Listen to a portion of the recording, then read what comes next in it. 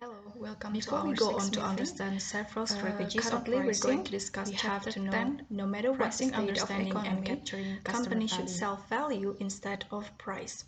So you have to pay attention more on the value that you're going to give to your customer instead of how much money you get from selling a product. Price based on its definition, this is an amount of money charged for a product or service, the sum of the values that customer exchange for the benefits of having and using the product or service. In the further discussion, we're going to see more several strategies, especially for major strategies of setting the price. Before we go further to hear the explanation about three major price setting, we're going to see here first. As a marketer, you can consider several things in order to set your price. You can see the box in the middle here. How to set a price? We can see it from the how much money that you spend when you make a product, so the product cost, and then who is the competitors, and then whether the substitute also tried to sell similar product with yours with a similar function. And you can try to see whether your product is unique product features or not. If you have a low product cost and then the competitor's price is also low, you can try to adjust with it, and you don't have any uniqueness on your features of product. It means that your product is not quite different with the competitors, then you can set a low price. But in a low price, as a consequences, there is no possible profit on this price. Therefore, you have to make sure when you sell your product whether you still get a profit or not. And then if you have a high product cost and high competitors price or high substitutes price, and you have a really unique features, you have really different offering, then you can set a high price. But if it's too high, the problem is no possible demand on this price. So you have to really wise on setting and considering how much is the price that you give to your customer. So you also need to pay attention on whether the customer has their own buying power. Here are three major pricing strategies. The first one is consumer value-based pricing, the second one is cost-based pricing, and the third one is competition-based pricing. We're going to discuss first consumer value-based pricing. On the customer value-based pricing, the definition is setting price based on buyer's perception of value rather than on the seller's cost. As you know that when you made a product, usually you have an amount of money that you have spent in order to finally produce the product.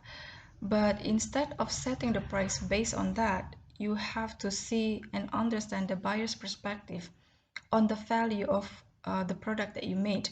So you set your product based on the value instead of the cost itself.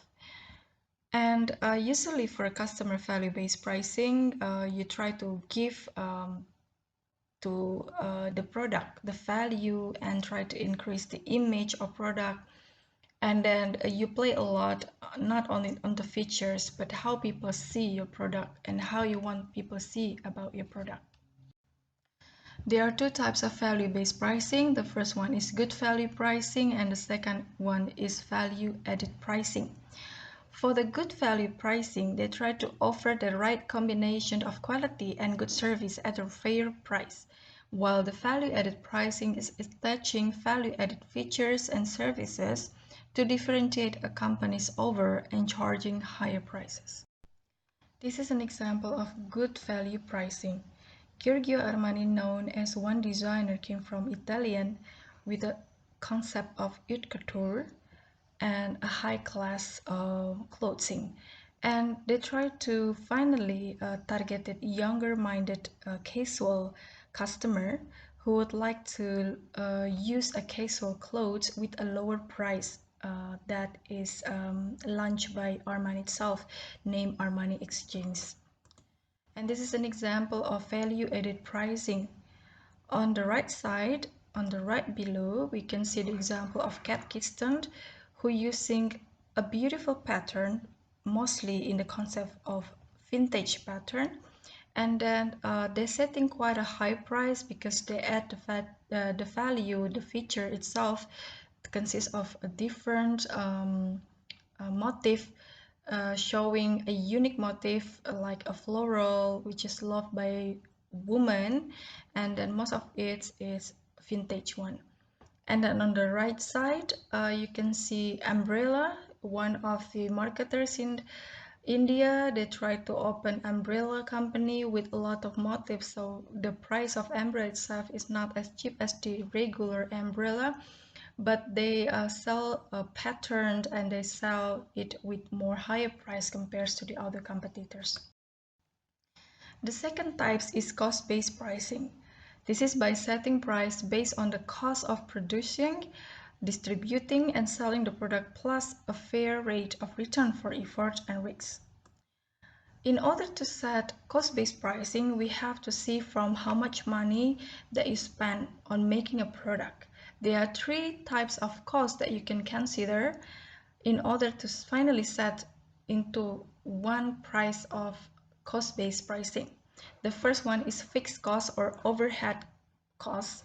This is a cost that not vary with production or sales level. Just for example, you pay the rent or you rent a house, a building, a warehouse, then it's a fixed cost. Usually you pay for monthly or yearly, and it's not depends on not depend on and not quite changing. Yeah. The variable cost, this is the cost that vary directly with the level of production. Just for example, electricity you pay every month and it will be depends on the usage of production. And then telephone, and then also if you have a staff or worker who work in every hours and you give them salary based on hours, then it's variable cost. Total cost here is the sum of fixed and variable cost for any given level of production. The other things that we can try to see is experience curve or learning curve. This is the drop of average per unit product cost that come with accumulated production experience. As we have seen before on the previous slide about the variable cost, a new staffs or new worker, they usually only made one or two items in 1 hour, but after they work for 1 month, 3 months, 1 year, 2 years, 3 years, their capability, their skills are upgrading. It means that in 1 hour, they're not only able to make one product, but they can make maybe 10 product or 20 product in 1 hour. So this is called an experience curve. Experience curve will help a lot the company to lower the price or lower the cost of making the product. And then usually for cost-based pricing, they usually set cost plus pricing. What is cost plus pricing? This is by adding up a standard markup to the cost of product. So you add like 10% or maybe 20% after the cost of the product. Yeah. Why you have to do that? Actually, this is in order to avoid uncertainty in the future. Just for example, there's a problem on inflation, and there are the market showing that the raw material is getting higher, and then you have to also need to make sure that your product is competitive enough in the market. Yeah, so it means that you don't have to add the price, increase the price of your product, but instead you use the markup in order to cover, to make sure that your price is not higher compared to the competitors, but you still have some profit, or at least you can cover the operation. And then using cost-based pricing, we have to give some attention on the break-even analysis, and then how much is our target profit pricing. Here the break-even points is on the middles, is when you got your money back. Yeah, and then your profit actually giving you all the spendings, and then all the money that you invest on your business will return to you. It's break-even points, and after break-even points you get a pure profit. And the third major pricing strategy is called as the competition-based pricing. This is by setting price based on competitor strategy, price, cost, and market offering. In a competition-based pricing, the marketer, they try to adjust their price based on the competitors. Just for example, Coca-Cola in Indonesia sold for 50,000 rupiah, but Pepsi, they try to beat by selling 40,000 rupiah per bottles in 1 liter bottles, yeah. And then it means that on a competition-based pricing, in order for your product stand out, you also always follow the price of your competitors. Similar as most of the mineral water setting the competition-based pricing because they're not really sold different on pricing. What are the internal and external considerations that affecting the price decision? It can be from the marketing strategy objectives and the mix of it. For example, you have designed your product for a higher target market.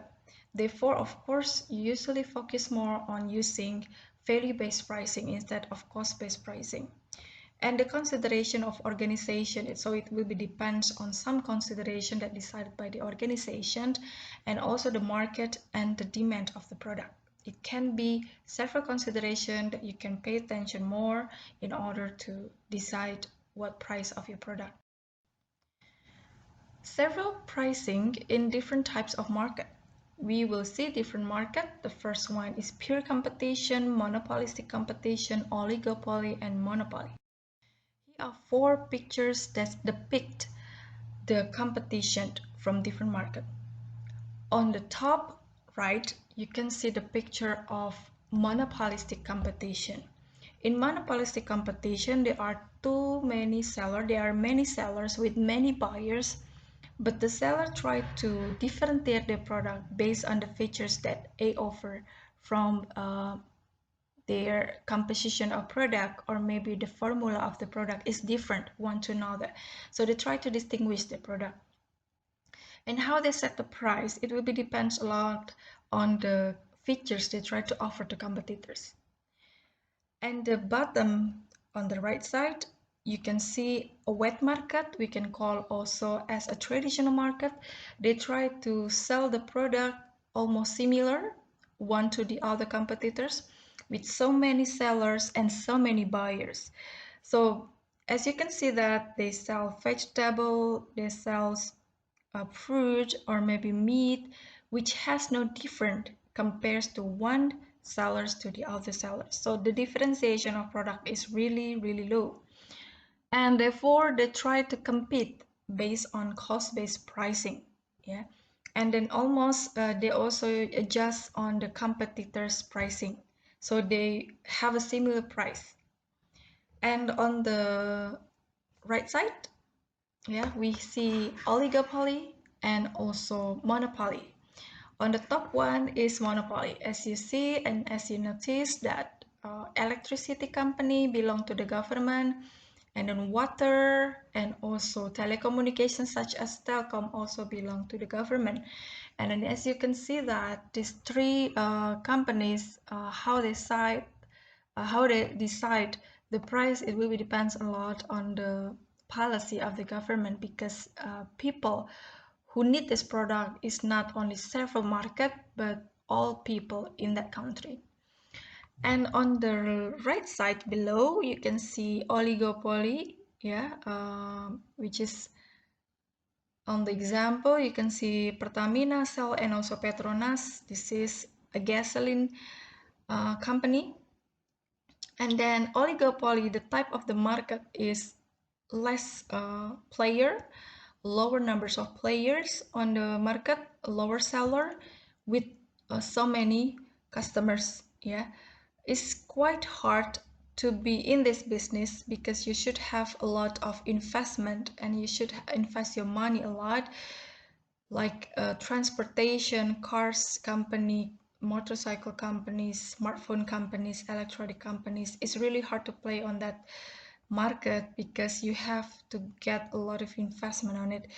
And of course, because less players, they usually would decide how much price that they try to decide to set on the price.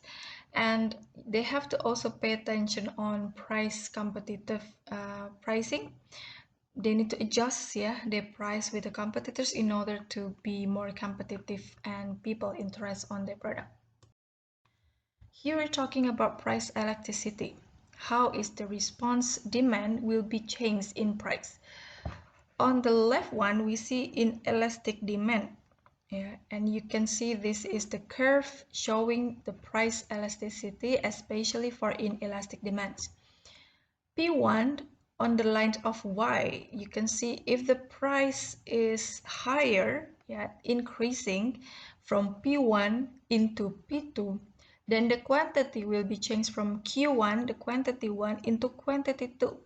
In elastic demand, the change of the quantity, yeah, compares to the price increasing is not that high. So they still only, yeah, they change, but they still buy the product. But previously, perhaps they buy 5 in 1 week. Now they just buy 2 or 3 in a week. So the changing between Q1 and Q2 is not that high, not that far. While on the right side, you can see elastic demand when price is increasing to P2, price 2, then the quantity of buying, it will be changed a lot. Yeah, the quantity from Q1 to Q2 has give a lot of space there. It is elastic demand. The example for inelastic demand, it is a gasoline. Like everyone need gasoline to make sure that you can run your transportation well, whether in form of car or maybe in the form of motorcycle. So inelastic demand is a gasoline, or maybe during religion celebrations such as for Lebaran, Idul Fitri, beef is always increasing in price, yeah. And then because it's seasonal, like everyone celebrate it and you need it, you don't care about the price, you still buy it. So it's inelastic demand. Meanwhile, for elastic demand, when the increasing of price, the quantity will be changed, or maybe there's a possibility that the consumer will change to the other brand. So the elastic demand example is fashion product who has not really play in a very exclusive class, or maybe you can see that convenience product, most of the time they are elastic demand pricing. Just for example, soap, shampoo, and then bread, and then sometimes including snacks, yeah. Elastic demands means that between one product to the other product has no really obvious difference. So it's easy for customer to just shift to another competitor's product. The situation that will increase the price sensitivity for your product, you can try to see these 4 factors. The first one, the availability of product substitute.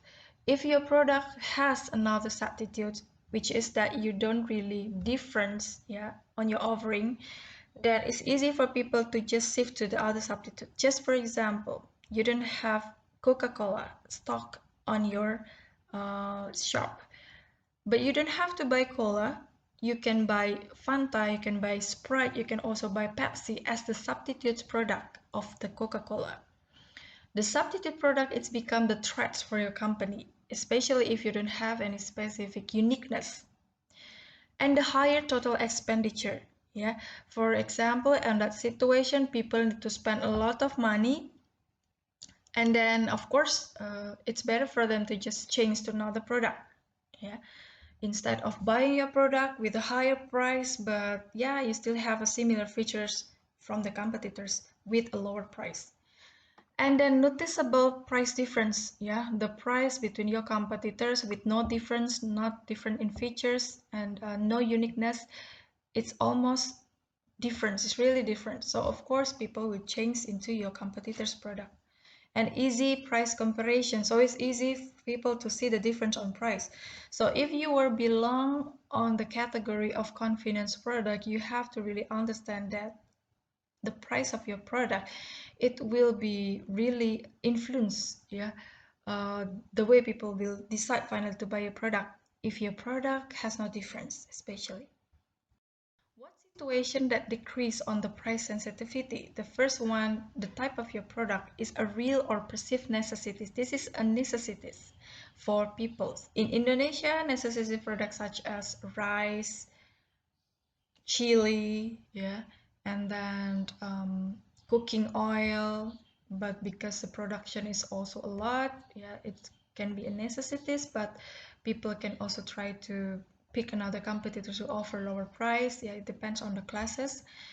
And during celebrations such as Lebaran, Natalan, beef, something that is really being attention, yeah, is one of the main dishes for the people during celebration.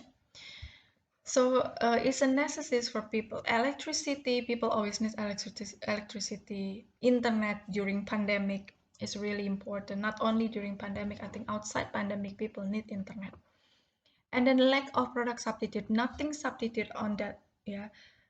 No product will substitute become a substitute. Like a gasoline, so far we don't have any substitute product, so it's a pure necessity product. Like you cannot use cooking oil, you cannot use another oil, or you can use liquid to put on your transportation, it will be not run well. So it's a pure gasoline, no substitute so far. And then perhaps for a hybrid car, yeah, who using electricity, yeah, it's become a substitute, but it's still a low number of seller, and the price of product is also high, so people still compares, not really comparable, yeah. And then complementary product is a part of product that you can use for your main product. Just for example, you always need internet in order to do the online class. Yeah, it's a complementary product for you to be able to study. And you always need electricity. Yeah, like today, yeah, in our campus, and people around Santuran and Babarsari, they facing an off for the electricity. So of course they cannot learn or study, yeah, if there's no electricity or no Wi-Fi. So it's a complementary product. And you also show some difference, uniqueness, and then people see that this product is really benefits for them. And also for the situational influence, for example, they can buy something because they need it at that time. Like for example, yeah, the beef or maybe eggs during Lebaran or Natalan. Like the eggs is usually increasing the price of eggs. And then we can talk also onion. Yeah, onion for a lot of dishes for Indonesian is really core product, including chili. Yeah, people love chili. They don't care about the price of chili. They still eat with chili.